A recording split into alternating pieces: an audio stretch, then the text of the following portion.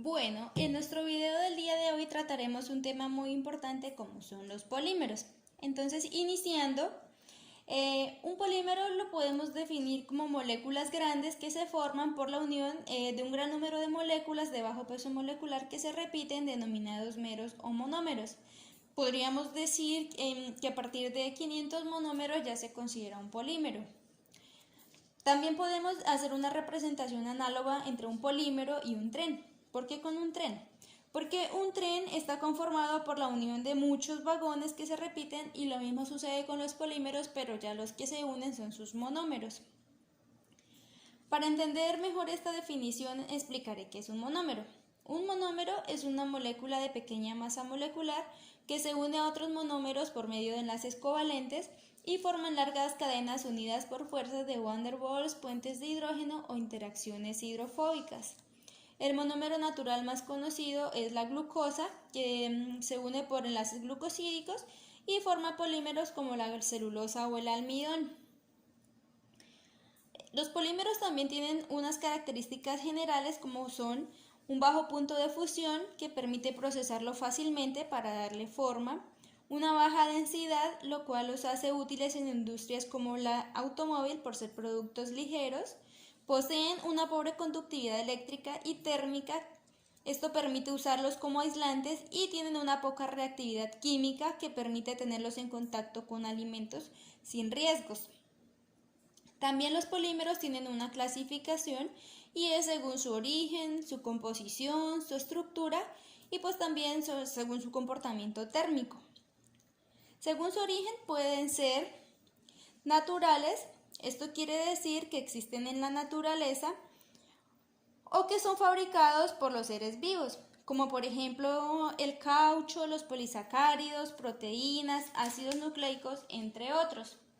También pueden ser artificiales. Estos pueden ser a su vez sintéticos, es decir, que son obtenidos industrialmente haciendo reaccionar al monómero correspondiente y como ejemplos podemos mencionar el polietileno, el nylon o poliestireno. Los artificiales también pueden ser semisintéticos. Esto quiere decir que han sido obtenidos mediante la transformación de un polímero natural. Como ejemplo está el caucho vulcanizado. Según su composición tenemos dos tipos. En primer lugar hablaremos de los homopolímeros. Podemos decir que un homopolímero es cuando se forman polímeros por la unión de un único monómero. Y en segundo lugar están los copolímeros. Estos se forman cuando se tienen dos tipos de monómeros diferentes. Y pues dependiendo del orden en que se distribuyan los dos monómeros, en la estructura podemos tener un copolímero alternado, en bloque o al azar. En un polímero alternado los monómeros se repiten uno a continuación del otro.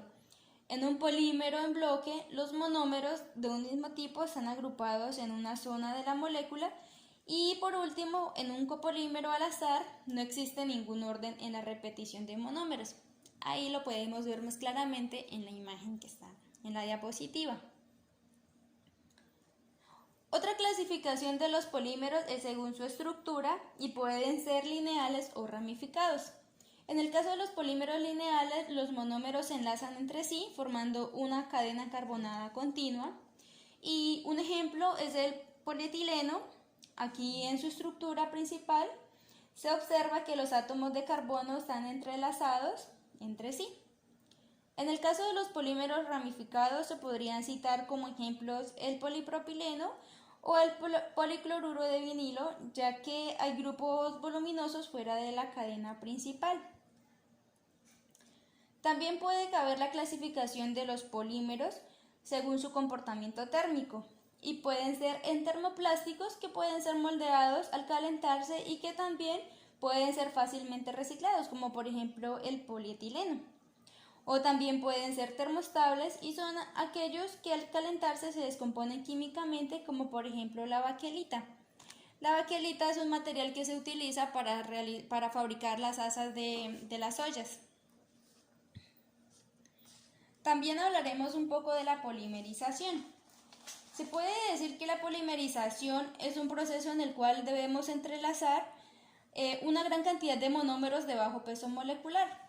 Existen dos tipos de polimerización, que son por adición y por condensación.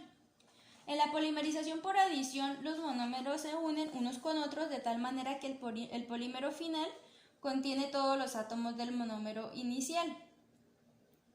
Se observa que la unidad repetitiva del polímero tiene el mismo número de átomos que el monómero. La única diferencia es que el doble enlace se ha convertido en un enlace simple.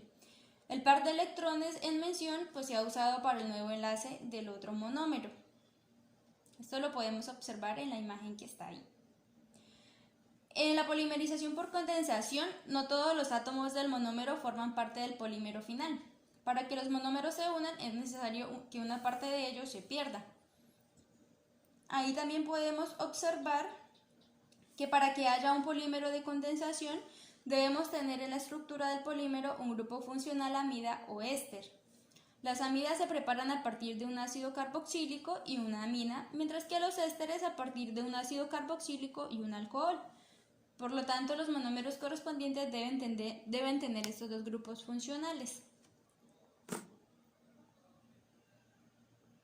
Bueno, a continuación les mostraré de una forma más experimental lo que les acabo de explicar sobre polímeros. Entonces vamos a proceder a la fabricación de nuestro polímero.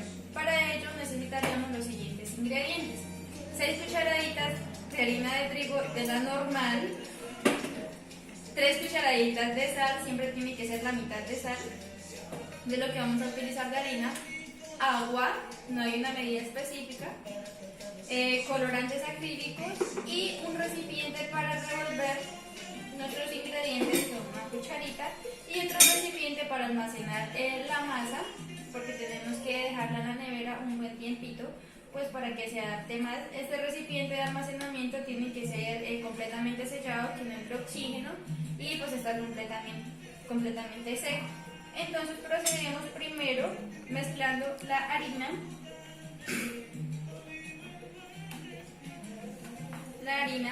y la sal.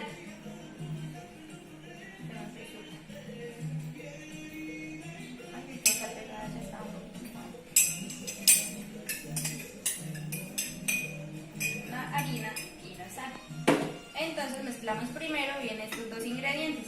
Después de ya tener bien mezclada nuestra harina y nuestra sal, procedemos a ir agregando agua de a poquito para no ir a excedernos en cantidades, y vamos mezclando nuestros ingredientes. Entonces ya cuando observamos que nuestra mezcla está cogiendo una contextura como la que podemos observar aquí, procedemos a amasarla con nuestras manos, pero para evitar que se nos pegue, entonces nos colocamos un poco de harina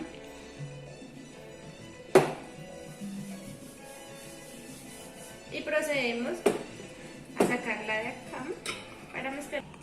Bueno, entonces después de un tiempo de amasado, más o menos de 10 minutos, que ya nuestra masa tiene esta consistencia, procedemos a meterla en un recipiente y cerrarla completamente, que no le entre aire por ningún lado, y luego la vamos a dejar en la nevera que se repose más o menos por un lapso de 1 hora.